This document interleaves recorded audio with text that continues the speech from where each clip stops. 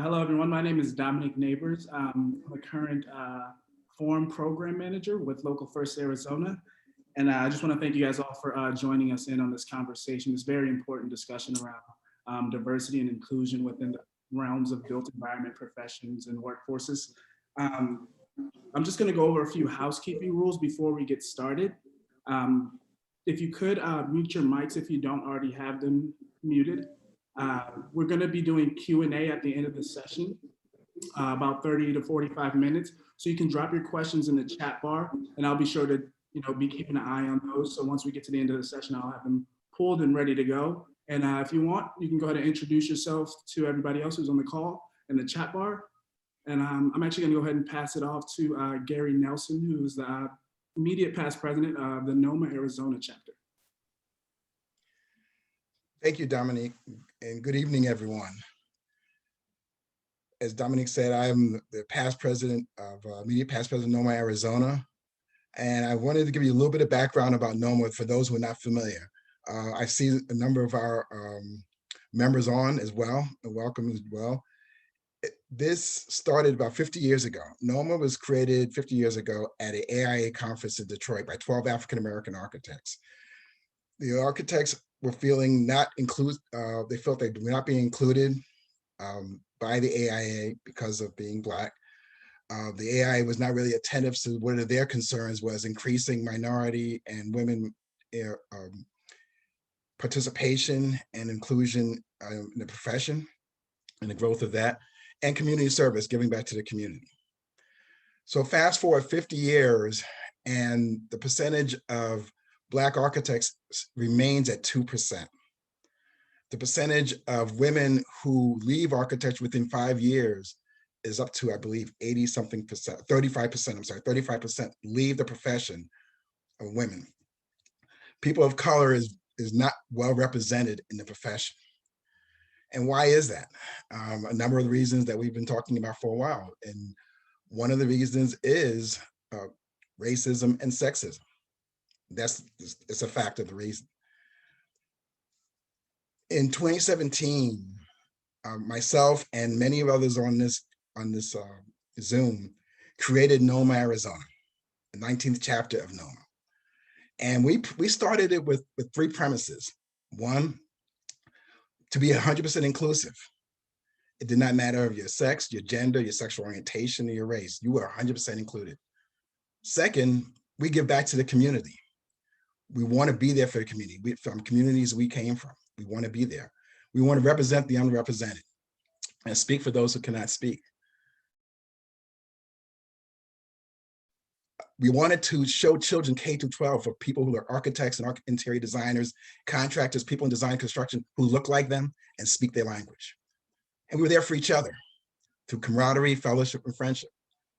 As we went through our journey of our chosen professions. I'm proud to say that we have 17 people we started. We have 60 members now of all races, of all genders, of all cultures, of all sexual orientation. That is what makes up NOMA. In June, after the George Floyd murder, we felt we needed to do something. Many of us have many stories of not being given the equal opportunity because of simply the color of the skin or because of their gender, among other things. And we said, it is time really for us to speak up collectively. So we came up with 10 calls of action, 10 points of calls to action, actual things that can happen in a firm, identifiable things, the issues that we felt, the top 10 issues that many of us experienced, anywhere from the flippant use of the word politically correct when you're insulting, to the lack of clear opportunities for minorities and women.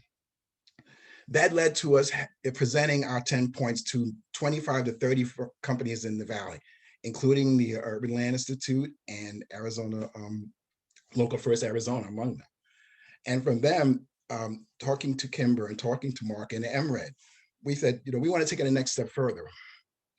We realized there's a problem, and that was our first session. The second session takes it to the next level.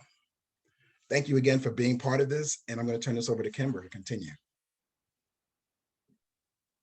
Excellent, Gary. Thank you. And thank you for representing NOMA in Arizona so well. We consider you to be outstanding partners, and the work that you do is incredibly transformative. It's been incredibly transformative for Arizona. So thank you very much.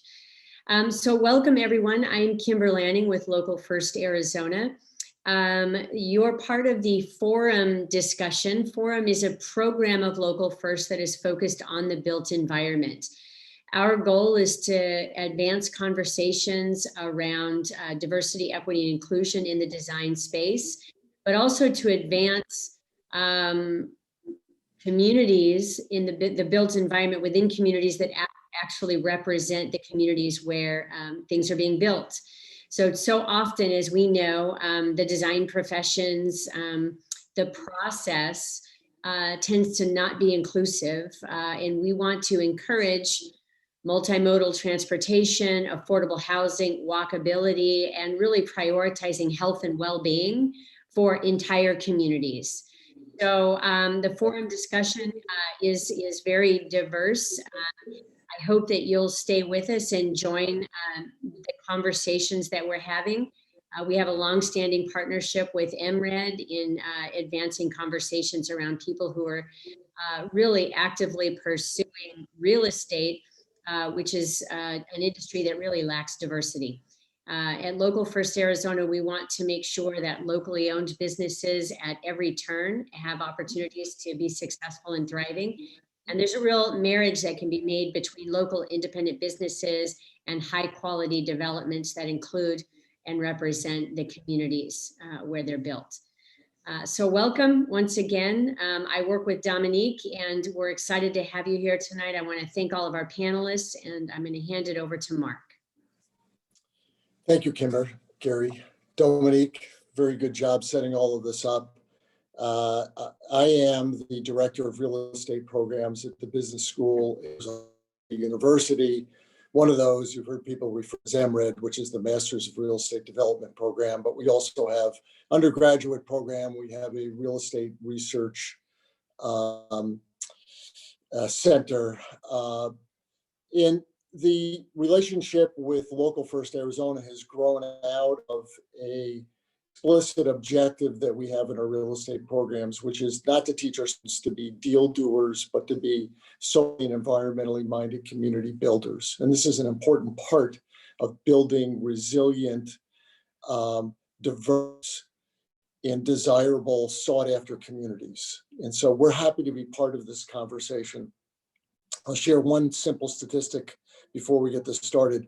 We have 463 students that are taking real estate courses in our undergraduate minor program this semester. There are 8 that are people of color. That's it. Real estate is the industry that hires the architects, the landscape architects, that hires the design community. And I believe that one of the places we have to start this dialogue is at the very top, and that is the people who make the decisions about who they hire. And so we have to begin including the dialogue at the very top of this pyramid so that they are making the proper decisions to hire the proper organizations that represent what we all believe is necessary. So this is important dialogue. We're happy to be part of it. The person leading the discussion tonight is Diane Jacobs. And the question is, why Diane Jacobs? Besides the fact she's qualified, she has 31 years of experience in the business of architecture. Diane is got a significant background in not only the design of projects that includes higher education, healthcare, environments, arts, culture, et cetera. She's done work across the country in Boston, Austin, Phoenix, and her work has resulted in notable contributions to advancing equity in society via the built environment. And it reflects her commitment and the commitment of her firm that she founded, Holly Street Studios, and advancing the context of cultural and institutional points of view. She's remained a steadfast advocate of women's leadership as the chair of the third biennial National Women's Leadership Summit in Phoenix in 2013. She's the president of AIA in 2014, and she's one of the advocates and founding members of NOMA's Arizona chapter. So I think she brings a lot of experience and a perspective as the founder and owner of a firm, and someone who's embedded in this industry and in a community, and somebody who is not of color, but believes that this is a very important element that we need to include in all of our businesses. So with that short preamble, I'm going to turn it over to Diane and thank her for her willingness to lead this discussion. Thanks. Thank you, Mark. And thank you, Kimber and Dominique, for having me here. I think in preparation for this evening, I ended up growing quite a bit. You gave us a big chunk of homework to do, Dominique, and I found myself with light bulbs going off and maybe a little bit confused at the same time. Just really briefly, I wanted to say that it is important that if you haven't seen the last sort of episode of this dialogue, that you go back and look at it. Dominique can make that available to you. And we had some distinguished speakers, mostly focusing on the idea of why the lack of diversity, equity, and inclusion is a problem. And I think it's easy to understand the why that's on the surface. It's just the right thing to do. But the why is as varied as the what. So when you look back at that dialogue, you'll see that Gary Nelson's why, when he led the discussion, was really about dignity and missed opportunities for the next generation. It also centered around the need for fellowship and camaraderie and to operate as a community of architects or whatever profession we're in. Wanda Della Costa's why was about transformation. And one of the things she talked about was by 2045, there will be, the minority will be the majority. And so she talked a lot about that being part of the why. Steve Jordan, a colleague and a friend of ours, talked a lot about the bottom line, the business case. Like, if you do this, you will prosper. Malik talked about needing a greater understanding and creating a common language so that those of us that are trying to create the cities of the future are speaking the same language, and that there are many different hands and points of view on deck.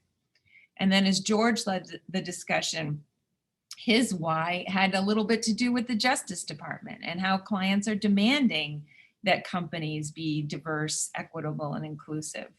And Lorenzo talked a lot about missed opportunities. He talked about how the circle to succeed at times in certain industries, especially ours, is very tight. And that it's unacceptable that only certain people can advance, build assets, and have opportunities. So as we move forward on the theme of tonight's discussion, I would like our panelists to consider that with the variety of whys, there's probably a great variety of what. And how can we look to our own mission statements and our own promises, our brand promises, to help create change and make a difference that's measurable, that is already tied into who we are as individuals and who we aspire to be as companies. So that's my challenge to you, not to give us a one size fits all, but to really invite members to kind of look into their hearts and really understand how tomorrow morning, when you get up and go to work, you can begin making that change with what you're doing already. So with that, I'm going to make some introductions. So our three speakers begin with Marcus King, and Marcus is a licensed architect. He is the founder and the leader of a firm called Fabric, and it's in Detroit, Michigan. If you haven't seen his website, I would take a look at it. It's a completely different way to look at architectural services. It's completely accessible and understandable, which that alone makes it stand out. He focuses on building better lifestyles through contextual, sustainable, and people-centric designs. And what's important to him is advocating for more human-scaled, equitable, and modernized versions of building types, not only buildings, but streets, neighborhoods, helping entrepreneurs and businesses build that middle class that needs to be infused and grown up again, that has been dwindling since the mid-century. He also works hard on training small-scale developers all over the country to do their very own projects in their own communities, instead of waiting on, as he puts it, savior developers to bring value to their neighborhoods. So welcome, Marcus. Libby Gillen is a new friend of mine. We met recently on a related project, and she comes from a background of interior design. What brought her to interior design was a love of the fine arts and an interest in pursuing this degree so that she could serve in a broader context. She studied at Syracuse University, and she began her career as a designer at John Hancock headquarters, and then served in several top firms between Boston and Chicago. We were actually in Boston at the very same time. Moving to the manufacturing side with Tarkett, she spent 13 years as an account executive in both Chicago and Austin before being appointed Vice President of Architecture and Design. In these roles, she's used design, marketing, and product knowledge to help A&D clients find appropriate solutions. I'm sure not just in flooring, but in many other areas as well. Her unwavering passion for sustainable and people-friendly design has supported both the internal Tarkett organization and its customers in focusing on their health and wellness initiatives. Welcome, Libby. And last but not least, we have our very own from the city of Tempe, Janae Harrison, who brings over 18 years of legal and policy experience in government, nonprofit, corporate, and private practice. She is the equity and inclusion manager for the whole city of Tempe. And Tempe is a pretty awake city on certain levels, focusing on both internal and external initiatives and policies. Before Tempe, she was the director of equity and special finances for Chicanos por la Causa. There, she designed and implemented a program division for leveraging new federal legislation, which were in the form of opportunity zones, with the goal of promoting social good in the community. Janae has a Bachelor of Science in Languages, a double major in Spanish and English from Georgetown, and a Doctor of Jurisprudence from Tulane. She also attended the University of Pontificia Universidad Católico Madre y Maestra in the Dominican Republic. That means that we're cousins because I grew up in Puerto Rico. Viva Boricua. Anyway, welcome to the panel, and I look forward to hearing some of your ideas, and most importantly, help us with a toolkit for moving forward. So I'll begin with, let's start with Marcus. Marcus, have you initiated a change that you can recall in your respective field, and what prompted you to pursue not just the work of your profession, but actually developing that change? Thanks, Diane. And again, to the panel and all the registrants, glad to be here, glad to be a part of this discussion. Most of the change that I've tried to initiate is through outreach, and that happens at different levels. But I think at the core of it, it is really just trying to be vocal about certain experiences that I think are unique to my demographic. I think the outreach sort of plays out in my sort of practice and in my sort of life in a variety of different ways. One of those ways is through teaching. I teach in a variety of capacities. One in the academic space at the University of Maryland. I also teach at the Incremental Development Alliance, and I'll explain why that's important. And then I also teach in high schools, or sort of outreach, not necessarily teach, but sort of outreach. And again, I believe that's important because one of the things that I'm a firm believer in to sort of attack this problem of diversity in the built environment professions is having visibility for particularly young people, giving them an image of something that they can aspire to be, and letting them know as early as possible the variety of professions that exist within this space that we all exist in. I can use my own experience as an example. You know, I had a mentor, Howard Sims, who was a Black architect that passed away a couple of years ago. And had I not, you know, come in contact with him through, you know, my mother pushing me to do Saturday afternoon courses that I didn't want to do, you know, I wouldn't have had that sort of visibility experience with somebody who was doing something that I didn't know was attainable for somebody like me at that young age. So, you know, paying that forward and sort of continuing that tradition of being visible in high schools, being visible in neighborhoods through my work at the Incremental Development Alliance, you know, actually teaching regular citizens, you know, how to do a basic pro forma and a basic development project so that they can be the spark of change in their own neighborhoods. And then being vocal at the academic level, you know, bringing certain issues that I think are relevant, not just for the time, but also because of the current situation of the profession we exist in. You know, bringing certain issues to the director of the architecture department, you know, saying we need a class that talks about certain things. We need a class that talks about the tradition of and the unique idiosyncrasies that come with the Black experience, or the person of color experience is what I like to say, in the American built environment. You know, there's certain unique aspects that go along with that are different from a white demographic. It has been difficult at times just because I think it's not, I think for obvious reasons, because it's not, you know, prevalent.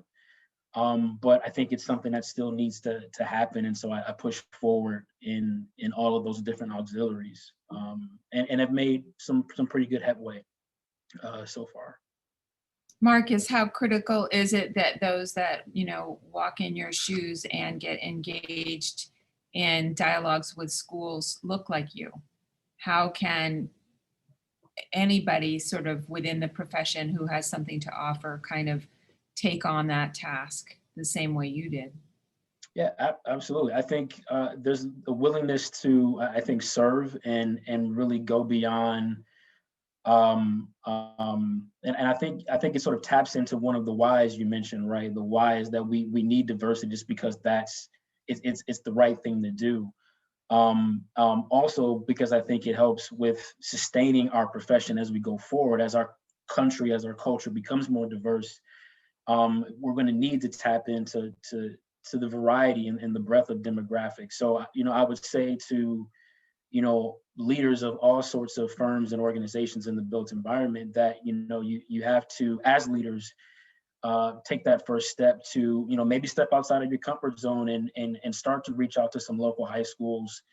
Even if you don't happen to be a person of color, just having, you know, that experience of somebody coming to you and approaching you with something that may or may not have been, you know, on a young person's mind as a potential career path, I think is very, very valuable. So just being visible, you know, in schools, in academia, and even tapping into, you know, other people in the persons of color demographics that, you know, may or may, I think may have something to say and maybe just need that extra push. Sort of being that champion for the voices that need to be heard. I think that those are two ways that I think, you know, any leader of any firm or organization can sort of help bring those voices to the forefront and bring that visibility to where it needs to be.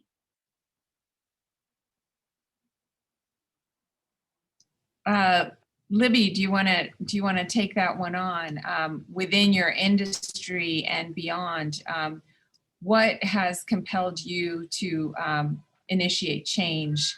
And along with that, you know, what prompted you to that pursuit, but also what obstacles did you encounter? How did you move beyond those challenges? And how can someone who's not Libby Gillen sort of learn from that and grow into those roles as well? Okay, lots of stuff to talk about.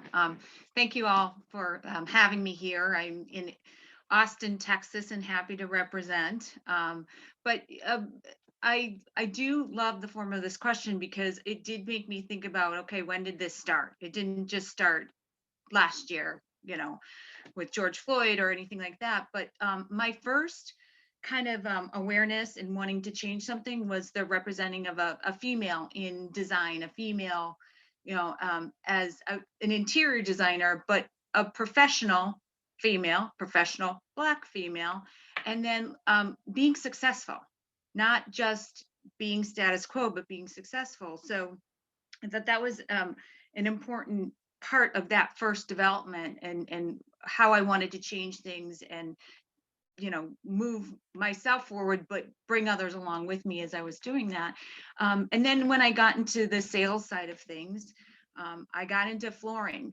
And the reason why I got into flooring is because I felt it was a more creative sales process than maybe furniture. But what I liked about it is I could still talk color, texture, and all that, and use my design skills, but then also get the technical side of, you know, what flooring is. And with that, I joined a company many years ago that was predominantly men, located in Georgia. And it was just a totally different perspective than being an interior designer and being, you know, around creatives to being in this manufacturing facility and kind of surrounded by, I'll say, a top heavy male dominated industry. And that's changed a lot. But when I first started, I'm like, okay, now I need to represent being a Black female salesperson and be successful. And that, and hopefully bring some people along with me and be maybe a figure of change within my companies. And that has proven to be that, you know, I did the sales thing, and now I'm within this kind of management tier, and I can't believe how much more there is to do and how much more I can do. But with those, you know, wanting to make these changes, a lot happened last year. I was, you know, we had a lot of stuff going on anyway, obviously with the pandemic. And then with the George Floyd murder, I'm here in Austin, Texas. I felt very alone. I felt, you know, that we're in a beautiful neighborhood, beautiful area, but it's very homogenous. And I felt like I didn't have anyone to reach out to. So the change for me was I had to reach out. I needed some self-care, and I wasn't getting it here. So where did I need to go? And that stemmed from, you know, calling my mother, calling friends and family, and then also my network back in Chicago and elsewhere of people of color, because I did not have that basis here. And in turn, that was, I think it was Gary talked about fellowship. That became my fellowship. That became my place where I could heal, talk about it openly, and be mad and cry and do whatever I needed to do in a safe zone, but then also be affirmed to, like, okay, now let's do something about it. Let's not just keep quiet. We need to, you know, talk about this within my company. Again, the company has changed as far as male dominated, but not people of color. We're European based, so that is somewhat diverse, and we have plants all over the world. But in Target North America, it happens to be, you know, more predominantly white. We've got different tiers of working, so it's not just the sales level, it's manufacturing, it's human resources, it's like all different kinds of agencies as you would see within a large corporation. And there weren't very many faces that looked like mine. So it was great to feel that changes happen, but then I had to go to human resources myself and said, I want to do something more. I don't want to just represent being a Black vice president female within this company. I want to be a part of some really good dialogues, but then changes to how and what we're doing. And even today, I sat in on a unconscious bias training for a middle field plant, for one of our plants. So this wasn't just, it did happen to be some leadership, but they're going to trickle it down. And this was about unconscious biasness. I don't think this would have happened a year ago. But people needed the awareness, the awakening to what unconscious bias is, have the discussion and move to change it. Because it's not, again, this isn't going away. We need to have these discussions. We need to be aware, because so many people, and even on this training today, so many people weren't aware what they were doing and what they were saying may affect other people. And again, not just people of color. We talked about ability. We talked about religion, you know, how you grew up, where you grew up, and all that can affect, you know, you in a negative way, and you don't even know, or that person in a negative way, and you don't even know that you're affecting them. So again, kind of all over the board, but when it comes to change, I just felt like, okay, I'm on a train and I'm running strong, and there's so much more to do. And the biggest thing is right now is I want to bring awareness, but then I want to move to equity and make those changes, even as small as they might be right now, with this training, but take these steps to make a better company, to make a better employer.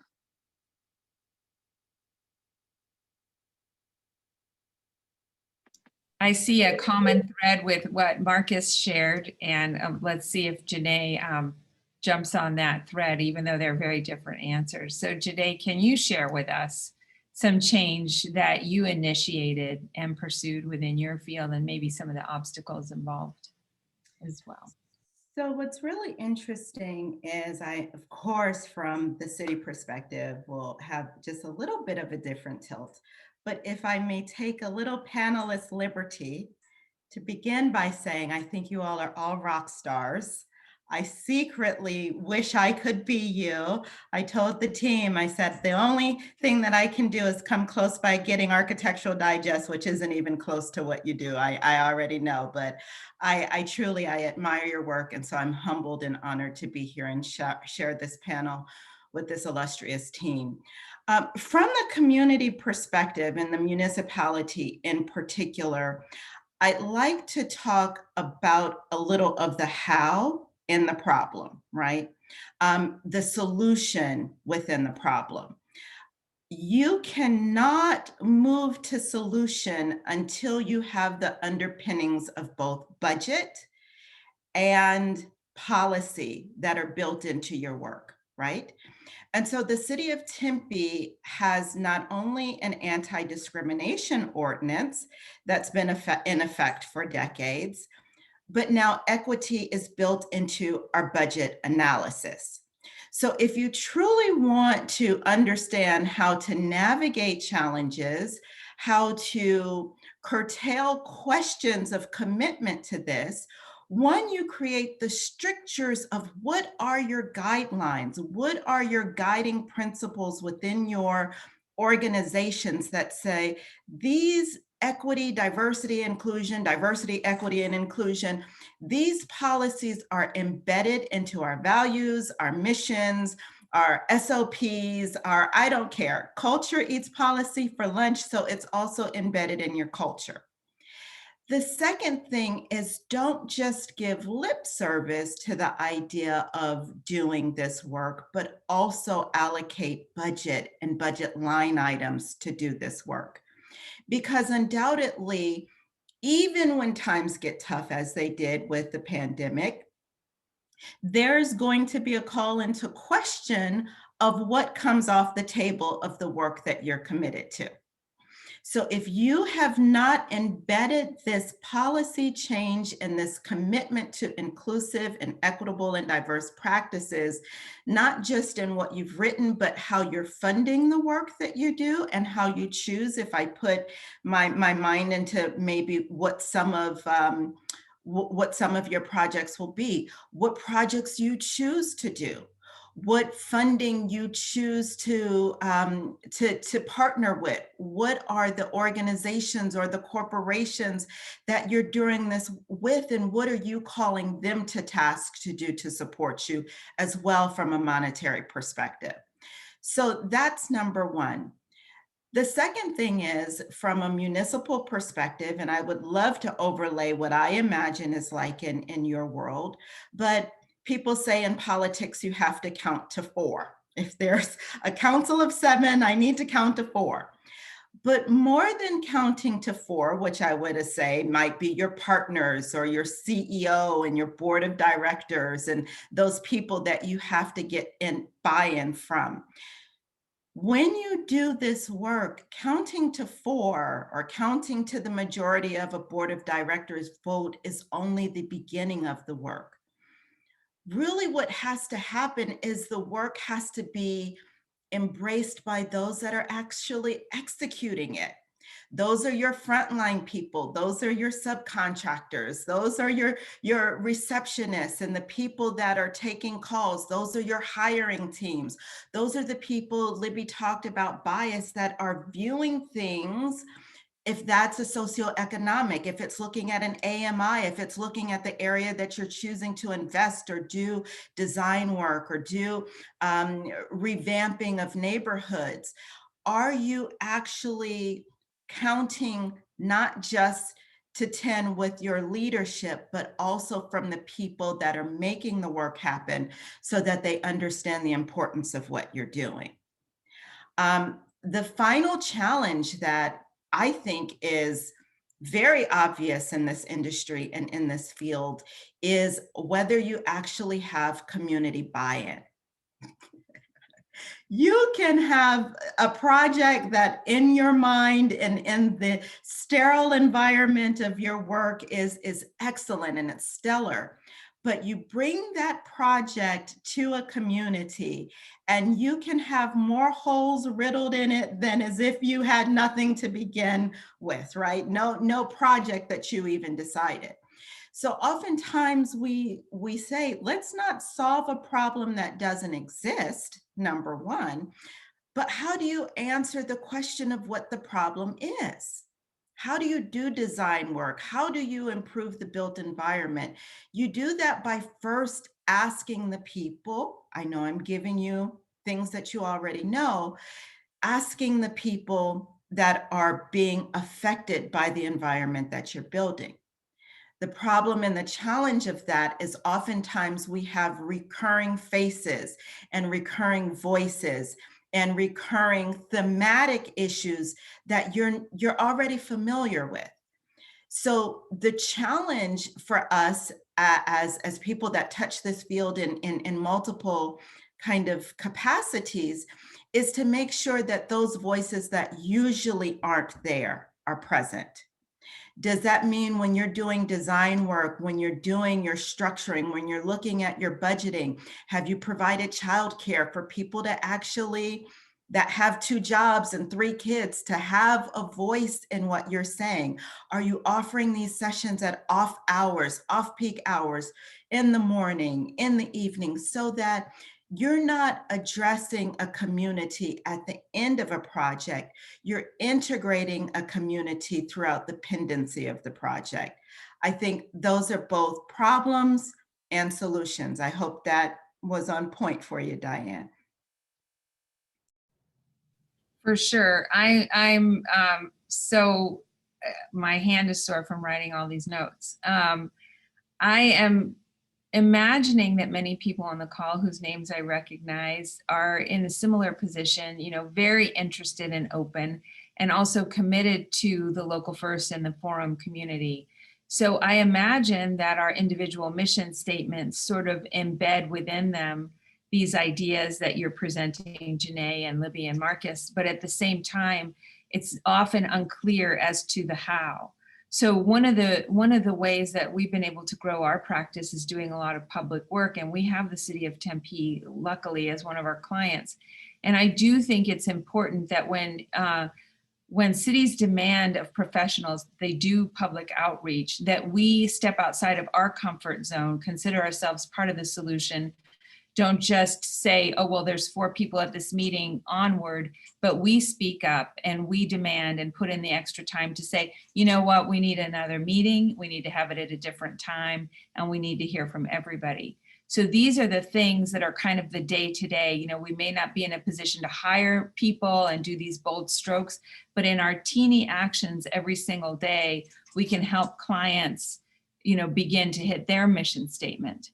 And the other thing that Mark shared with me before that relates to what you were saying about, you know, have everybody on your team aware of this overall arching sort of desire for equity and inclusion, but at the same time be open-minded to people that are maybe not considered leaders of the company to speak up and share and lend their voice and their ideas, and honestly keep you accountable as the leader of your company. So it's not just from the top down, but be open to hearing from the bottom up, because I think this next generation are really, you know, passionate and aware and educated. So I appreciate that response.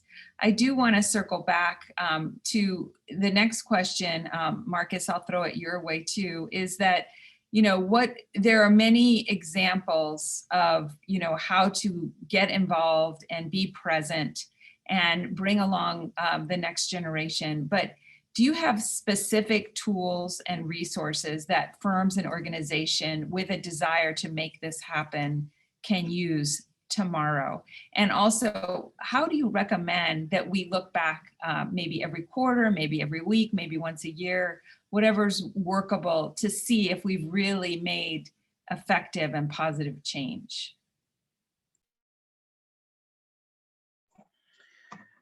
Yeah, I kind of struggle to sort of put forward exact tools. But what I can say is as far as measuring, and again, I try to use my own experiences to kind of figure out what I think can be helpful to business leaders in the built environment.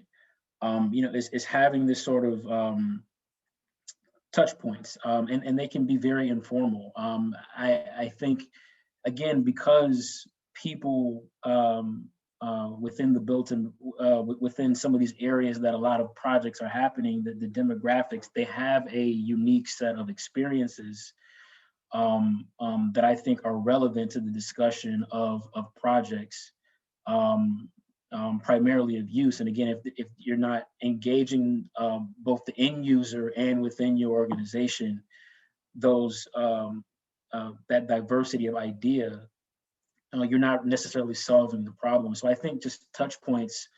The firm that I used to work at in DC, we had monthly touch points where we did have very candid discussions about, they were always centered around the built environment, but they were also very candid about just life experiences, about the people that were working alongside. And I could see tangible results of that, because it began to bring certain members in the firm who were not familiar with the certain experiences of say an African American that worked in that company, and B, the African American community that the firm is working in. It sort of brought that sort of experience home, right? And I think just having those touch points within the firm, having that sort of established, almost like a policy, like Janae was saying, having that sort of structure, and then having those touch points where you can sort of measure and sort of have a feedback loop, I should say, helped one, bring awareness to the people that are working within the organization, but again, also served as a tool to, I think, sort of educate, for lack of a better word, everybody within that organization. And again, the purpose is to do better work, right? If we're more aware about the conditions with which we're designing in, we can prepare, I believe we can prepare better solutions, because we know, the nuances and idiosyncrasies that exist within these communities. Again, it's not just the project. I'm harp on that all the time, because I think architects, and I think it's partly because of the way we're taught, we're constantly focused on our project. It's our project, right? But those projects exist in this larger context. And if we're not, taking in that context, whether it be through, shared experiences or through community engagement, I really think it's impossible to create the most valuable asset or architectural project in a community if you're not fishing out for those ideas. So I'm just going to jump in here, Marcus. If you're talking please. about touch points, let's say, we're a firm of like, I don't know, I'm going to pick an X firm of like 5 or 6 people. Nobody's a person of color, but they're motivated. This is clearly, forgive my French, a shit show, and we need to jump in and be part of the solution. So you have the touch points for what? What are we doing tomorrow? So one of the things that you talked about was show up in school. And the thing that I heard Libby say is don't just be an architect, interior designer, be an extremely successful one. So take care of yourself. And while you're doing that, if I heard this correctly, bring someone else along. And the thing that Janae talked about is if you're sitting in a room, you can't just talk about the good idea. You have to write it down, make it part of your rules, be accountable to the rules, and also put some money on it. Now that's for Tempe. You can do that. I mean, what does a firm, a real estate agency, or maybe an independent artist, like what kind of thing would you recommend that they're touching back on at the end of the month? Did they what?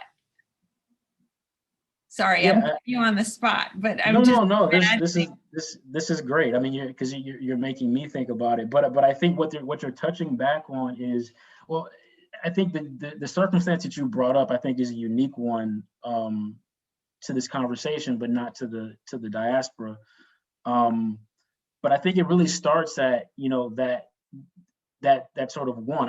It's kind of hard to define it, but you need to want to do it for some reason. I don't. Maybe it's just to sort of be relevant. I would hope that it's to progress the culture, that is to the honest goal of trying to be more inclusive. But I think it starts there. I don't necessarily know how an individual can sort of get that. But I think it starts there. Once you sort of have that desire to sort of reach out and to be more inclusive, more expansive, I do think that there's things that people outside of the person of color demographic can do. If you don't have somebody that's working for your organization, there are other organizations that do. Maybe there's partnerships that you can sort of tap into with a larger firm. I think that's something that architects need to do more often anyway, is sort of not be so insular and really reach out to the larger community. Again, maybe you're reaching out to larger firms, other like-minded firms that maybe have a more diverse group than you. Maybe there's like a shared session within NOMA. As Gary comes back online here with his camera. Just finding other organizations that have the knowledge that you acknowledge you don't have, but you need, right? There's many resources to get that from. So the common theme appears to be leadership, stepping outside of your comfort zone. Absolutely. While you're leading, grabbing someone or a group of someone with you, and then fellowship, connecting. May I jump in here? And it's so timely, if it's okay with you. I just was having this discussion with someone. They were like, oh, I feel like there needs to be a change and I want to do it on the national level and I want to be able to publish an article. And I'm just like, how about you plow the field that you're working and assigned to currently, right? And so I say that to say, we all have our circle of influence, right? And I think in this day and age, we undervalue the ability of a spark to make a change, right? So if you are that office or that person of one, it might not be that it's a global perspective, right? But to my recollection, there are the minority and women-owned businesses, and there are lots of major contractors that get points for subcontracting with minority and women-owned businesses. And so you think about, what do you have within your tool set that you're able to leverage? And so while you might not be plowing national fields, that circle of influence as a subcontractor, for example, or on someone else's project, you might not be directing your own policies, but you're constantly being a spark within the environment that you're working in to talk about the importance of change, to talk about the importance of perspective, to talk about the value of diversity of opinion. And that then is the domino effect that's needed when you don't have this plethora of people around you. So I loved what we were saying, and I'm like, hey, we're in this me and influencer world. But the absolute truth is the influencer, the people that you have the ability to touch every day, not the unknown that's still not out there. Gary, did you want to jump in? Yeah. I'd like to add to what everybody's saying with a comment that every single person on this Zoom, if it's a person of color or a woman or a gender or a sexual, where they've had to deal with our profession, we've had to make adjustments. We had to get out of our comfort zones. You know, every person here has a level of success and been working towards a level of success. In order for that to happen, you have to get out of your comfort zone. I think one of the things that needs to happen now is, like what everybody else is saying, is it has to be both getting out of your comfort zone. I've been out of my comfort zone since day one. I mean, it's just, there's only 2% Blacks, only 14 Black registered architects in the state of Arizona. I've been out of my comfort zone. Many of us have been out of our comfort zone. Our chapter kind of started on the concept of lonely onlys. Going back to what you were saying, Jonay, was that we all felt individually we were the only ones in our respective companies. And you discovered each other. And then, like you said, we realized there's an empowerment when you are collective. And it's now, as leaders that are on here who are leading their companies, is that we're saying to you to take that power on and to get out of your comfort zone and lead by example. So that's one thing that's really important, that leaders are lead by example. That's how change happens. Libby, you want to jump in on that I'm one? ready. I love what we're talking about, but I'm going to pivot a little bit because yes, those leaders, and I wrote down, get uncomfortable. Leadership needs to get uncomfortable. But look where you're not looking. Look, like I think about when looking at art for an interior design project. I'm not going to go to the local gallery and just look. I'm going to find untapped talent. I'm going to do some research. And where you can find that, it's amazing, the platforms that you have now.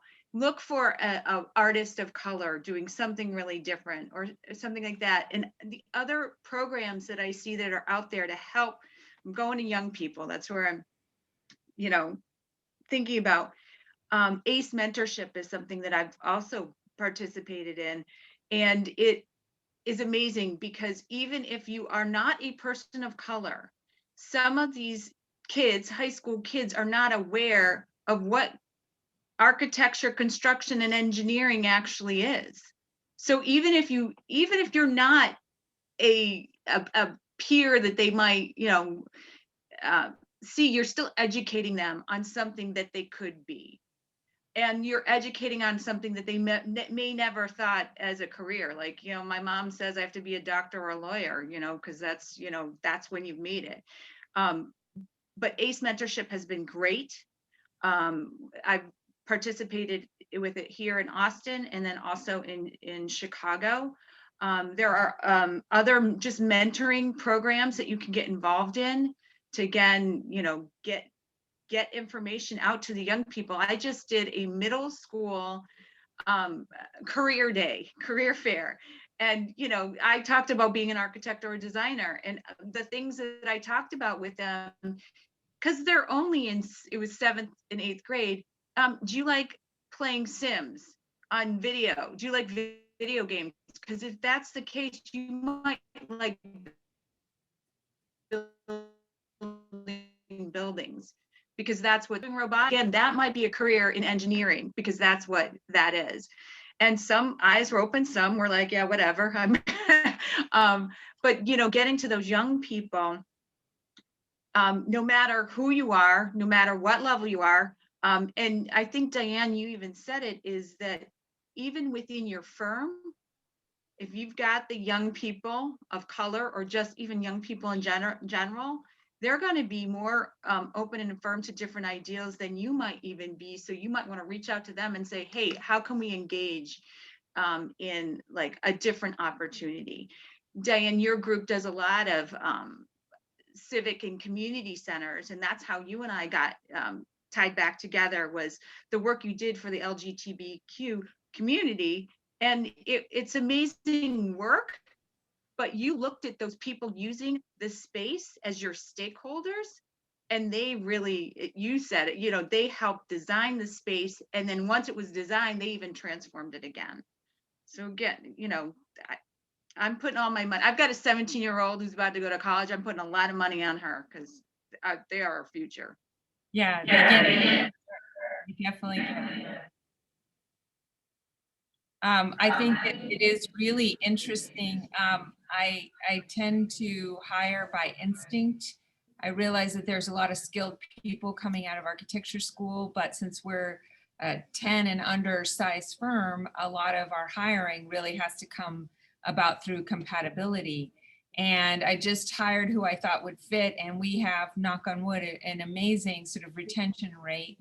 Don't nobody leave. I love our staff so much. And when I paused, especially in recent times, to look back and try to understand why, it's that not only do we have a diverse staff, which, believe me, that was before all these conversations. I just hired who I thought could, you know, fit in and do the job. Not only are they diverse, but they're multicultural. So it's interesting. We have somebody who was raised in the Mormon faith, but ended up, you know, moving to New York and having a very different lifestyle, and also fits another demographic. But it's their ability to understand how to navigate multiple worlds that makes this person such a valuable employee, because they just kind of go with the flow. We have 4 people in our firm that are bilingual in various languages. All this kind of, as I said, happened by accident, but when I watch them deal with adversity and difficult clients and things canceling and changing, it's weirdly their ability to sort of navigate different kind of lexicons that have made them successful. And they're creeping up behind me, and I think pretty soon, sooner than I imagined, going to take over. But a lot of that is just being open and aware, but a lot of it is also who here can solve the best problem, or solve the problem best. And Libby, to your point about reaching out and not just going to the gallery down the street, but finding the best solution, maybe it takes a little bit of work, but, and also to Lorenzo's point, is sort of showing people and providing opportunities beyond, you know, the usual suspects. Hey, Diane, can I interject for 1 second? Yeah. So, you know, part of the issue we have is been raised, which is showing young people that there is the opportunity, right? So they need people that they can relate to, that look like them, in the fields that they possibly don't even know they can venture into. There's an organization called SEO Careers. It's a not-for-profit organization. So something that we're doing is be able to announce the signing of this relationship with Grambling State University that we intend to roll out to all HBCUs, is establishing a program that will allow students from those organizations to take our classes in real estate at ASU in the undergraduate program, get their minor, and then automatically qualify for the master's program, which is great. And we're happy to do that. The single biggest thing I think we need to do in order to achieve success for those people is to make sure that they have the proper mentorship, that they have the proper exposure and the proper support when they show up here, so that they do feel comfortable, that they do have people that they can relate to, and we can increase the likelihood they're going to be successful. That's hard to do. We're partnering with SEO because we need to have an organization with a national reach to help us do that. And I think for all of us, it's much more than simply saying, yes, I think I need to do this. I think it's about finding the right strategic partnerships to create strength, to do some of the things that we may not be able to do ourselves, but recognizing the fact it's important and finding the way to reach out and achieve what we want to achieve beyond what our own capacity is. So I mean, I think that's some of what we're talking about right now. And if that's your mission, if that's your vision, and that's your promise to the world, then you should find the way to go do those things. Thanks. So at the risk of being a little controversial or a little more controversial, depending on how you look at it, and also inspired by John Lewis's Good Trouble, which is my motto for the year, I would like to know from our panelists what you think, what aspect of our culture, and you could think about it as local, national, international, and beyond, needs to be just uprooted. What aspect of our culture needs to change and something replace it that's implemented in order to make progress toward a more realistic, bona fide, diverse workforce? And let's just focus a little bit more on real estate design and the building industry, because we can't solve all problems, but really cut to the heart of it. What do you think we need to just put in the waste bin right now? I'm going to let the next person brave that one on their own. Who wants to jump in? So Steve, Steve Jordan in our last conversation raised this, and Diane, you and I, when we chatted earlier today, discussed this as well. If you're talking about real estate, it is such a white man's world. And part of the reason for that is the fact that many, and locally, but I think that these institutions exist in all communities, that you've got people that have all gone to the same school. So they're Brophy grads, and they're connected to that Brophy network. And so they're going to do business like any fraternity with the people that they know from the same group. And it perpetuates itself. And it's really hard to get into that group if you're not originally part of it. And so we've got to be able to, I think, break some of those boundaries down and allow the opportunity in other networks that exist, so that you don't have a single fraternity of people that will only do business with themselves. And it may only be because that's who they know. That's who they're comfortable with. That's who their family knows. So Mark, I'm going to add to what you're saying. And I understand what you're coming from in terms of the, well, that's what's known, and that's the group that they know. Well, my son went to Brophy, and my daughter went to Xavier, and I'm bringing a point up with that. They work their asses off. But you're saying, Mark, should theoretically be true. They should be able to have the connections through the Brophy fraternity or Xavier fraternity or the Duke or Harvard or the schools they went to. But the fact of the matter is they come out of those schools, and my daughter went to Duke, a great example. My daughter went to Duke with another classmate. Both had 4.0s. The school assumed that she got in, my daughter, because she played volleyball. It was the assumption of there. So automatically, they're not thinking about her academically. So the point of it is, it really goes back to, the question is, what needs to change, Diane? You asked that question. I think what needs to change is people will stop using the phrase, I don't see color, because color is always seen. And not to say that it doesn't matter, but it does matter. The opposite needs to happen. It's the thoughts behind seeing color is the problem, or gender. Many women here who are in architecture have told me that the issues of going to a construction site because of their gender. And is that kind of thing that needs to change, is recognizing persons, implicit, sometimes is they don't realize that they're biased, but recognizing that and making that change and seeing everybody for who they really are, for whatever language they speak or whatever, they can't fit into this one mold. And that's what I think is the start. I challenge anybody, whoever tells me I don't see color, I say, why not? I'm African-American, I'm Black. I'm very proud of it. Second generation Caribbean, I'm very proud of it. members of our chapter, we're very proud of our heritages.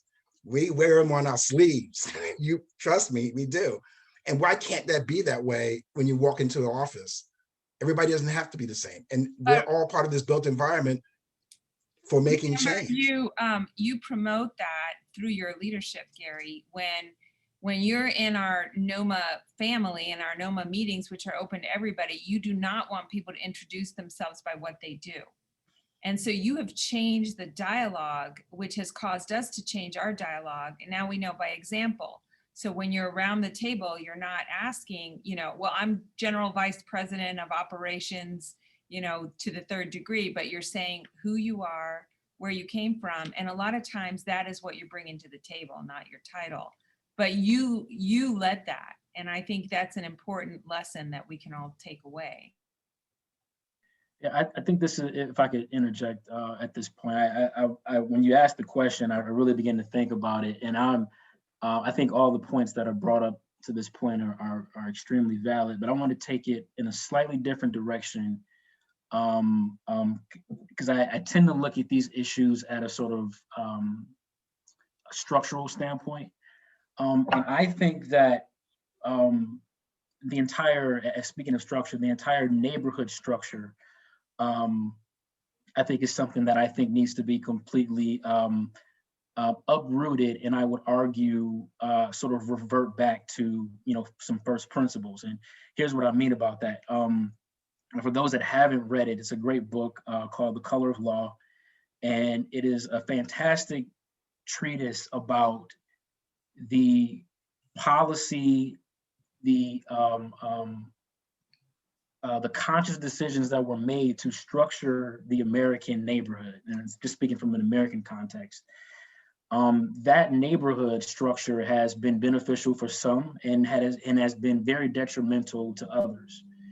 If we can revise that neighborhood structure so that it is not so burdensome for persons of color, for African Americans, for LGBTQ members, if we can restructure our neighborhood to be a real neighborhood, and I'll define that in a minute. If we can restructure our neighborhood structure so that it is completely beneficial and sustainable, these populations, I believe, wouldn't have so many obstacles in front of them that prohibit them from being the doctor, going to college, et cetera, right? So, we'll have a wider pool, a more diverse pool of individuals to pull from in all different aspects of our society and business. But, speaking from the architectural perspective, I think we'll have a better pool of people to pull from if we're removing a lot of the obstacles that are foundational in the environments that they're growing up in, right? From housing segregation to the prevalence of one zoning district, the sort of I call it a one-trick pony zoning, right, where it can only be a single-family house or a really big apartment building, right? And there's benefits to doing everything in between. Not promoting walkability, not promoting public transit, right? These are neighborhood systems and structures not having good schools. These are neighborhood systems and structures that are in place, made conscious decisions made 60, 70 years ago that hurt certain demographics and have benefited others in the past, right? So before we even get to this sort of, again, that pool of individuals that we can pull from to bring into our respective disciplines, we need to get rid of those obstacles that, again, are foundational to a lot of children and a lot of people of color demographics, minority demographics from the jump. And then once we tackle that, again, begin to create equitable neighborhoods, sustainable neighborhoods where people can, live, work, play, educate themselves economically, sustainably in the same area. Then we can I think we'll really start to begin to diversify all aspects of American society if we can do that. I love that. I'm all excited about that because Timothy knows when they hired me, I'm about what's called the prometore model. It's the model of the neighborhood, right? It's the model that is based on one of trust, right? And I think that's what's underlying to what you're saying, right? So when you go small and you go neighborhood, you build the duality of trust between the neighbor and the developer, the neighbor and the visitor, the neighbor and the new initiative, so that there is this kind of propensity, the larger that the gap becomes, the greater the distrust, right? So to be able to have this ongoing communication about what's best for the neighborhood, it has to be this granular unit, that one person knows one person, that it's more than just the, Victory Acres neighborhood. It's Victor Jimenez that lives in the Victory Acres neighborhood that is a natural leader to help to inform what that neighborhood's challenges are. And, so I love that. And I believe real change to what you're saying happens on that nucleus, right? Shall we try a different question and see if Libby can get this one, unless you have a burning answer to that? No, I like what they said. That's a tough one. What would just be thrown out? Because I mean, history is history. So let's go to a new question, please. Okay. So as people of color, how do you recommend white allies contribute and participate in the advancement and outcomes of this conversation? I can answer this one.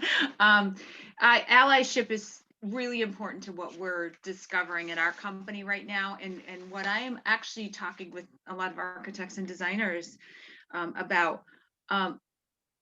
Mark or Gary, you said it, like, you don't see me as Black. I am Black. This is me. I want you to see me. I want you to see me as the good person I am. I want you to see me as the mother I am. I want you, like, I've got more characters than just being Black. But I am Black. That's an important one. So I think allyship is, the awareness. I think I've used that word way too many times today. But then also, getting uncomfortable. So if you have somebody, I talked about the conscious bias training. If you have somebody who says something that is discriminating or offensive and you're not aware of it, you need to say something. So then they are aware of it, and then they can either correct their actions, or maybe they're not an ally, or they, so many times it's just they don't understand or they don't know. So we've got to kind of get everyone uncomfortable if need be, and then get to a learning zone where we can be more empathetic and share ideals, share situations. And that's what part of this bias training that was about, like, let's share experiences. And it was majority white people on in the bias training, and there was one Black gentleman. And there was a funny story where they assumed there, all of a sudden a BMW showed up in the parking lot. And again, this is manufacturing, and they assumed it was this one guy's BMW, like the new guy. He just came in. He's in management. He must be driving the BMW. Turned out to be this Black guy's BMW, and he's like, "What? You don't think I can drive a BMW?" And by the way, it's 15 years old, and that's why. And it's been passed down. That's why I'm driving this great car that's lasted this long. But again, to kind of learn from each other, to create that allyship, and then go beyond that. You've got to grow even more. You can't just rely on having a person of color educate you. You've got to educate yourself. You've got to go beyond that circle of comfort, maybe even, so, okay, you're at this learning zone, you've learned, now take that next step out of the ring, and kind of just learn more, continue to grow. Allyship, I think, is very, very important to where we're going and where we need to go. And again, I'm going to go back to the young generation. They're getting that. I use this example with an architectural firm who was looking at allyship, large international architecture firm. They're looking at allyship. 4 young Black architects and designers stood up and said, "We want to take this one on. We've got something to say about this. This is our perspective. we want to share that. Again, they got out of their uncomfortable zone to go to leadership and say, we want to participate, we want to contribute. And the whole company is better off for it. Okay, let's see. There's another one here.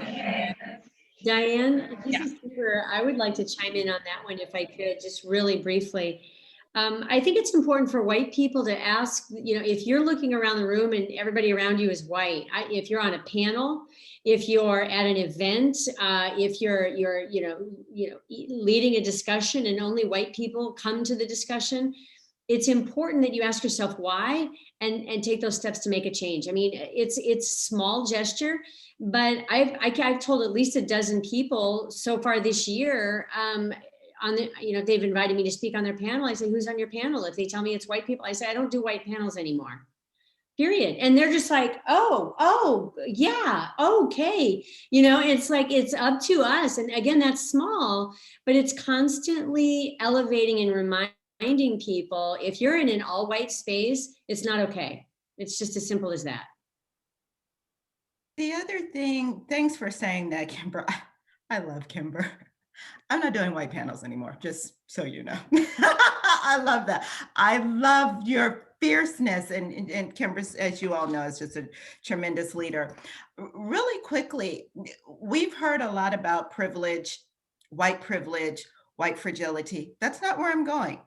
I'm going the privilege of your experience, right?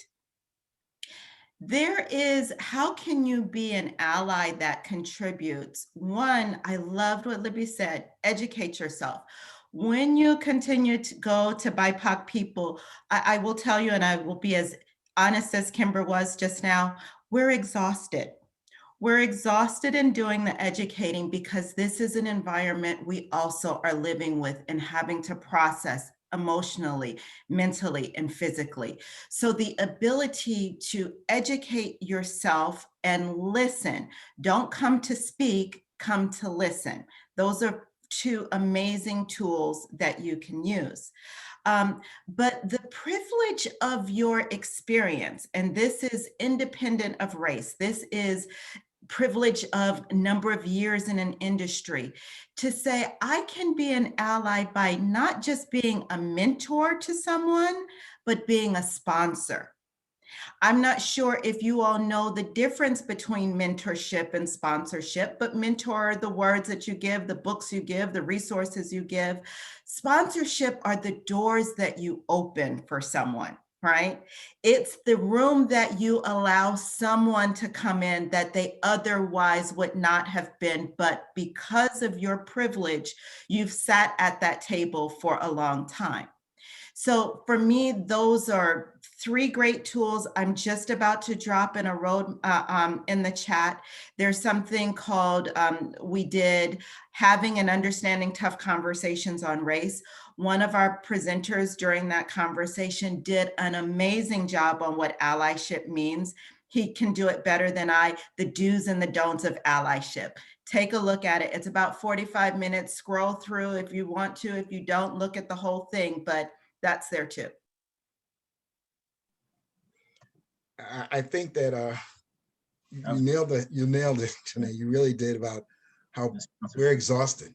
And you said it enough times. And what you and Marcus has said, my daughter mentioned this, we talked about this recently. She basically said, this is the issue.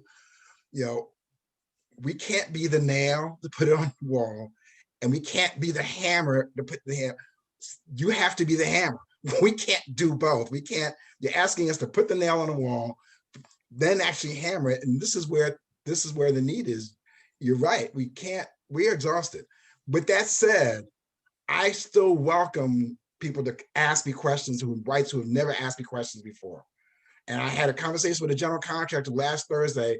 It was not planned at all, but we really got into, because he had a completely different aspect of what Black Lives Matter meant. He had misinformation. He didn't know. And so I really recommend, if you don't know, ask, because yes, we're tired, but we rather have the truth and have the answers, and just don't go to one, because my experience is not the same as Marcus's, it's not the same as Libby's, it's not the same as Dominic. It's not. So don't ask one person who says, well, I asked this one other person who's Black and they never have any problems, and at the end of the story, no, we're going to have different problems. And you mentioned privilege, and that's a great point about sponsorship and privilege. Marcus and I have a privilege of being one of the few 2% registered architects in this country. That's a privilege. We all fought like how to get that, but with that privilege, we know we have a lot of responsibility. And we do sponsor. And I know I'm speaking for Marcus and anybody else on here of color or women who are registered, says we take it upon ourselves to make sure we can help the next generation. And what we're asking in terms of whites to do is to do the same, to look at a person for who they are and the potential they can do for their commitment is just like your commitment, bettering the built environment, and have a hand in that as a mentor and as a sponsor. Yeah, I can honestly say I wouldn't, to piggyback on that, I wouldn't be here if it wasn't for, as you're so on point, Janae, I wouldn't be here if it weren't for a sponsor. I had a sponsor, a white sponsor, who did open doors for me that I as a young architect, aspiring architect, would not have fathomed would be possible for me. So I'm not sure that, somebody that from outside of the culture or the demographic really understands the gravity of something like that, especially for some of these young people that are coming up in some of the circumstances that they live in, one, but also because there is not that sort of passing through generation of high quality attainment, right? And accomplishment. So for example, I'm the first in my family to do many things: graduate from college, become, get a terminal degree, et cetera, right? So for many people that I think, for a lot of Black families, I think in particular, and I would imagine, other folks of color as well, we are having the first of, name your whatever in a lot of families, right? And so this sort of new level of accomplishment, or how to get to that next level of accomplishment, is really new. And the last thing I will say, that I think is sort of a common thread, is this sort of idea of, and this goes to everybody, but specifically to the white population, this idea of us, right? It's not I, it's us, right? And I think taking an idea, and this is sort of globally, right? Taking this idea of us rather than me or I or mine, I really think will help bridge a lot of divides, both in the country, but specifically in the built environment as well, right? It's not about, why am I doing this? It's not about me. It's not about my company. It's about us, right? It's about a better society. It's about a better organization. It's about better fellowship between my fellow countrymen, or my fellow human being, right? If we have this idea and take on this spirit of us rather than this sort of idealistic mentality, and have those conversations that you were talking about, Gary, right? I'm the same way. I get tired of it a lot of times, but I welcome the conversations with people outside of my culture, because I know for a fact a lot of people just don't know, right? And I'd rather you ask me, and sort of irritate me with a question so that we can grow as us, than you sort of you have this improper and incorrect interpretation of something that you learn from an offshoot resource, right? So I welcome those questions, but I think this idea of us may help people to sort of find that motivation within their organizations, to reach out and do that outreach, or make a connection with an individual or an organization that can help you get the knowledge or the insight that you need to be more aware of things that are happening outside of your own demographic or your own culture. I think that's an amazing segue. What I'd like to do now is ask our panelists if you have any kind of closing remarks. But I wanted to share a quote from someone who was newly elected, whoever that might be. And he said, it's time to act now, not only because it's the right thing to do, but because if we do, we will all be better for it. And I think that ties in with the notion of us. And, you know, beyond the idea of addressing this very urgent matter is the concept of healing across the board. So if George Floyd had been murdered, and that was the only bit of news, it would be tragic and heart-stopping and, as I said, an urgent matter to deal with. But at the same time, California is burning. We're in a global pandemic. Democracy is threatened. There are economic challenges, et cetera, et cetera. I think we're in this place where the us has never been more important than it is right now.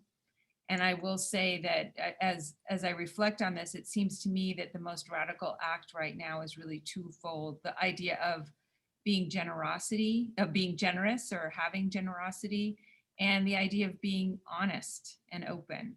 So I don't know if you all feel the same way, but there's this idea behind just kind of banding together and then moving on to solving the problem, not as solo players, but as a unified force. Any statements having to do with that, or any closing comments? Diana, I'll make a quick statement about unified force. And again, I go back to our chapter, and I say that, and I'm going to brag because I can't express how incredibly proud I am of those 60+ members. And, you know, saying the things that we didn't feel empowered to say before, and making an actual difference, not just in our community, but in the built environment. And you mentioned about unified. That's something in my career over 30 years that I didn't always have. I always felt like I was by myself. There's a few times that I can actually say that I was part of a team that actually accepted me from day one as being an architect. And Diane, you know that one. That was one of my projects, one of my favorite projects in my career, because I was selected by who I was. And so I would say with this, again, thanks for everybody for coming, but remember that there's so many people here. I don't want to miss any names by mentioning all the people in our chapter and other organizations like that. But we really all want the same thing. We really want the better built environment. And we also want to be able to have our kids sent off to college and not worry about them being stopped by a police officer, or getting the same equal opportunity when they walk in the door, but they have a Brophy diploma, or they have a diploma from Peoria High School. That's what we really want, is just to be really, to have a seat, not just a seat at the table and not asking permission, but, you know, we are a part of this country. However we got here, we're part of this country. And this country has said these certain things. And as Dr. Martin Luther King said about, we're here to cash a check now. This has been years in the making. And so I would just say, find a way, every person makes a difference on this, and just find a way how. But don't do it by yourself. It can be done collectively. Diane, if I can go next so that I won't be the last speaker. There's usually, I've moderated panels like this, and then when you have one person that goes against the grain, you're like, I didn't want you to end on that moment. So I will go ahead and jump in. I believe that my perspective is a little bit different because this is the work that I do. This is the work that I breathe, right? It's the work not just in the built environment and real estate and in architecture, but all of the policies that ebb in and out of ebb and flow with the work that you do. So on the one hand, you can't give a problem without a solution. So I'm going to give you the high level, which is, we are sitting in a moment that is a catapulting moment for our society. And if you do not step into these stirring waters and bring about the change that you're trying to create right now, the doors are closing. People's minds, their hearts, their pockets, their policies are open for change right now. So my challenge to you and my encouragement to you is to take the limit off and take the lid off and move beyond what we used to do or the limits of what you think you can do, and begin to dream big. That's my challenge. But my other challenge to you that does not have the warm and fuzzy on it is because I've been hit with the punches of people that don't believe in unity, and the people that don't want to see you succeed, and the people that will have a negative for every positive that you have. So this is the thing I say, and this is my North Star. When you are hit with the punches of why, or the what you dream or imagine is not possible, or we're not willing to fund it, or we're not willing to partner with it, no is only the beginning. It's not a final answer. Just remember that good work is hard work. That's my saying. I'm not a newly elected. I'm just making a good government salary, but good work is hard work. So anytime you're trying to be the catalyst of change in your system and in your circle of influence, and you're getting that resistance, good work is hard work. That's as good a close as I've ever heard and moderating panels for a long time. Very inspiring. Thank you. Any additions? Yeah, I do. I'll end with good work is, or yeah. But I'm gonna say it one more time, but the awareness that I think we have all had to the issues of, injustice in this country has been amazing this year. In the last 4 years, really. I can't believe when our past president was elected, I was in a bubble. I had no idea that, he would actually get to where he was because he was a reality TV star. I'm not going to go into politics, but from the standpoint that I cannot believe that the type of injustice that is still going on. We just observed Martin Luther King Day, and I'm like, oh my gosh, what he was saying is ringing so true to what was happening at the Capitol. We had a protest, a peaceful protest, and then we had a full-fledged riot on the same on the same grounds. And I could not believe what was happening. So as I say that, we're aware. We are fully aware right now. Now, with that awareness, what are we going to do with it? And we still have to have empathy, though. We cannot always be angry because, many of those people who were at the Capitol may be our neighbors. And we don't know exactly what's going through their mind, but we might have to stop and ask a couple uncomfortable questions to figure out, like, why did you go that route, or what's your perspective? So we have to have empathy. We have to walk in somebody else's shoes. Then we have to have the discussions. So it's Jonah, I think you said it well. The doors are open right now, and we do need to do something about it. So continue to talk, be aware, ask the questions, be empathetic with those questions, and see if we can all move forward.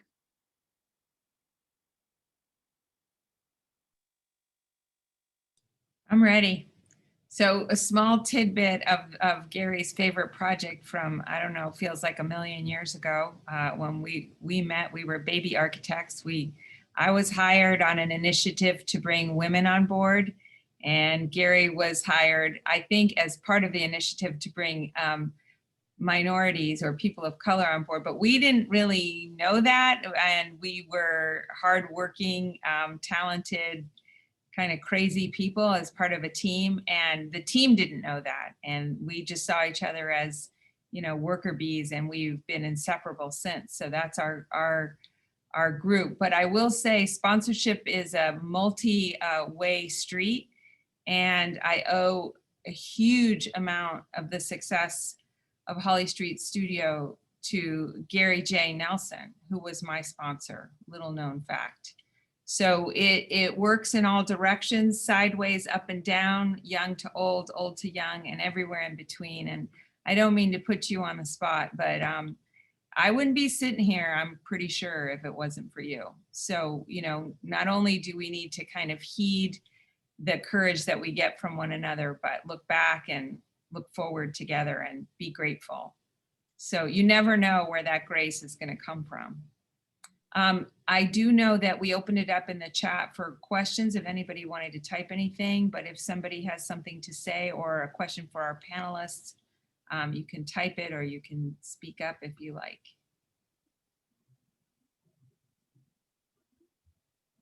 Okay. Hey, Diane. Yes. Can I Hi, jump? Deb. Hi.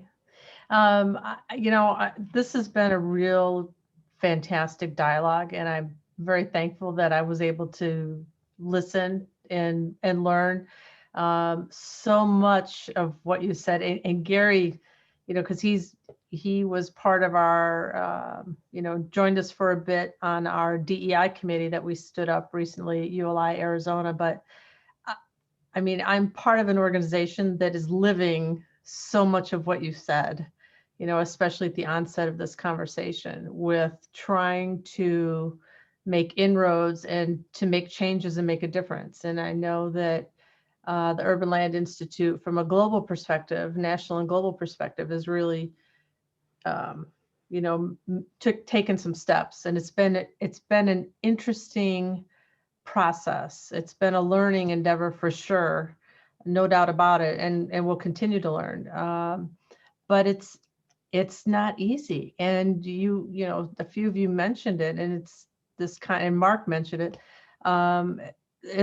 Real estate development is a good old boy kind of organization, and it's a slog, trying to make changes and embed change culture and embed all of this into what we do. But we're making steps. And so it was very helpful for me to listen. And I'm appreciative that everybody's still open to the questions, but it's, it really is not easy. There's a lot happening, but it's not easy. And we've actually, some of the things that we've done, we've done some workshops, and we did a program about redlining in Arizona. Was it late spring? Interesting feedback from our members, some of our members, that was very surprising, that I wouldn't have expected that. And why is ULI going down this path? ULI doesn't have any business in this space.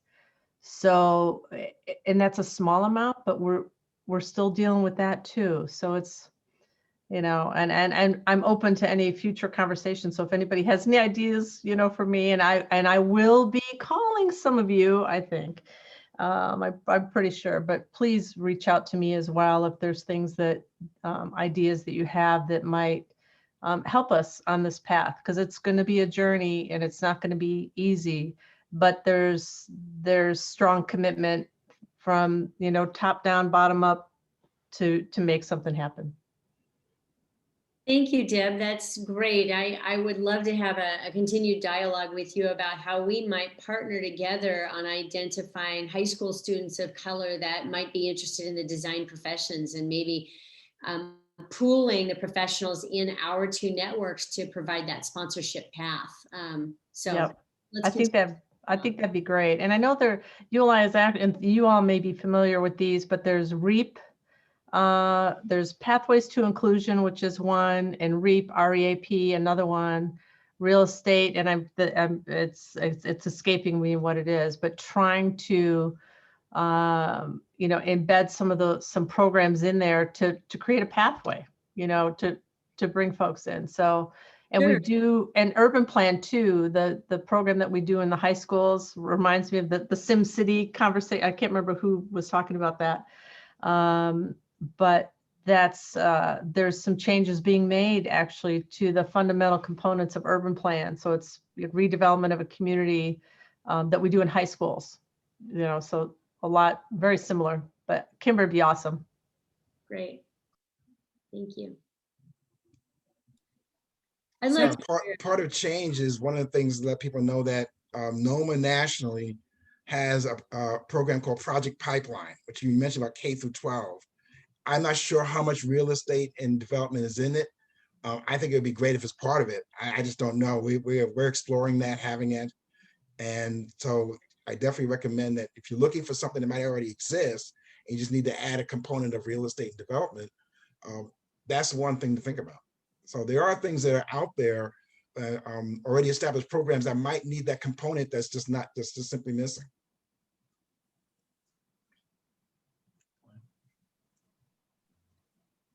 Well, I'm so grateful and honored to be part of this dialogue, and I think it's only the beginning. I'm so honored to be among all of you on the call, especially Libby, Janae, and Marcus.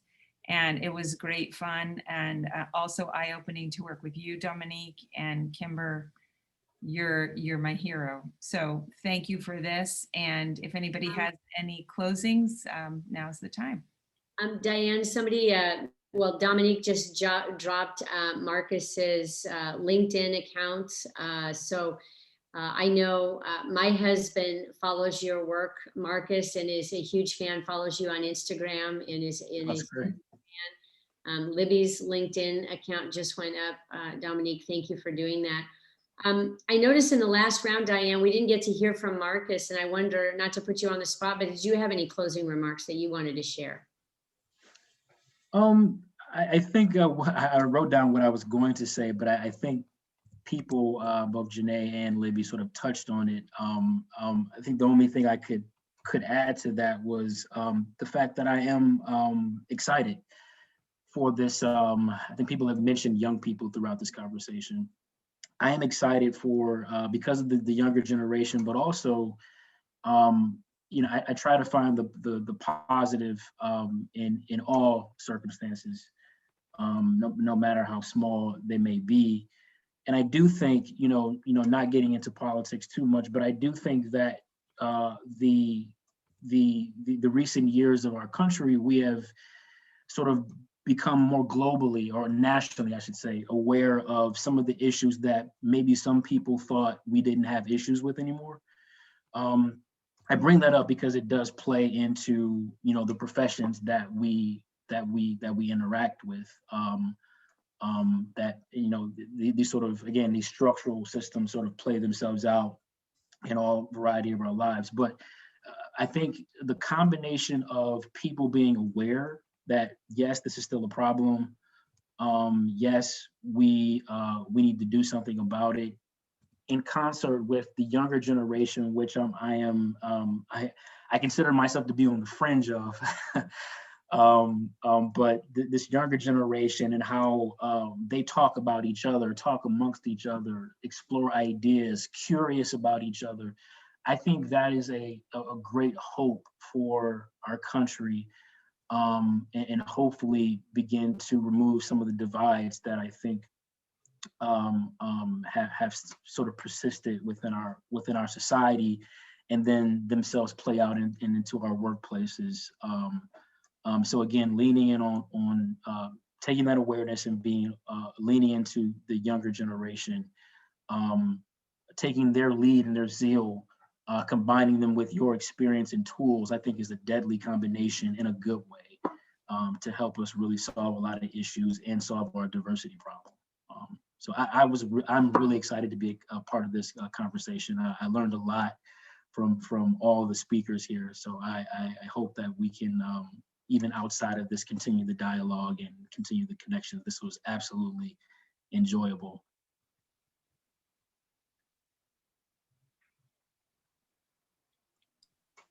Dominique, you want to take it away? I'm sorry, just dropping a few last things in the chat bar. I just want to say thank you to everyone who got a chance to join us tonight, and especially thanks to our speakers and co-hosts. This was by far one of the most inspirational as well as encouraging conversations that I've heard, and I'm just excited for my generation and the next generations of folks who want to find themselves working in the built environment.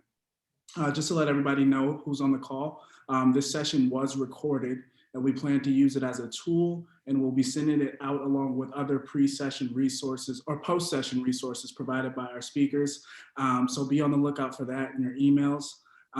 Thank you guys all again. If there's any last remarks that need to be made, go ahead and jump in. But until then, I'll get ready to close this out. I just want to say from Local First, big love to all of you. It was a fantastic conversation. We're grateful for your time and just your willingness to share. I'd like to thank everybody who stayed on the entire dialogue as well. I think we still have a great audience right now, and also want to really thank Gary and NOMA and Mark and MRED for their partnership. And Dominique, great job. Thank Yeah, you very much. thank you, Appreciate it. everybody. Diane. It's our pleasure. Diane, thank you for hosting. You're always an excellent moderator, and we're super grateful for your time.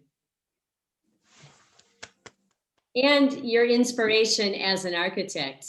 Your firm is brilliantly leading the way. So thank you. Yeah, little pitch for her, the new Sidney Poitier School of Film she's designing in Mesa. So congrats. Thank you. I love you guys. Yeah, thanks, everybody.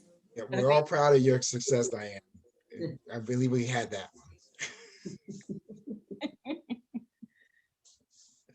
I don't know if anybody from NOMA is on. Is anybody from NOMA that would like to say something? Because Diane and I represent, but we're not representing our own firm. And I see a number, I don't want to call specific anybody out, but please, it'd be great for somebody else from our chapter to just kind of chime in a little bit from their perspective of it tonight.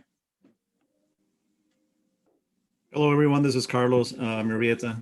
I just want to say that, really, happy to be part of this conversation here.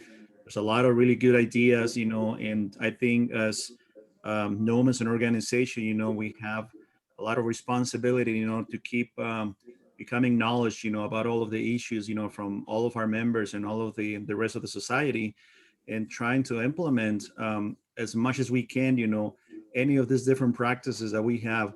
So if you have, additional thoughts or you're curious about, implementing certain things, we will be happy to entertain that and be part of this change.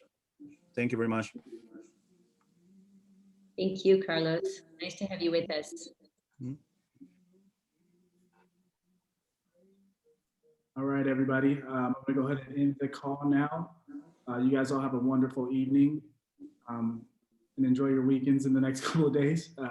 Thank you guys all for joining us. Thanks, everybody. Dominique, great job again. Thank you. Thank you all. Thank you. Ciao.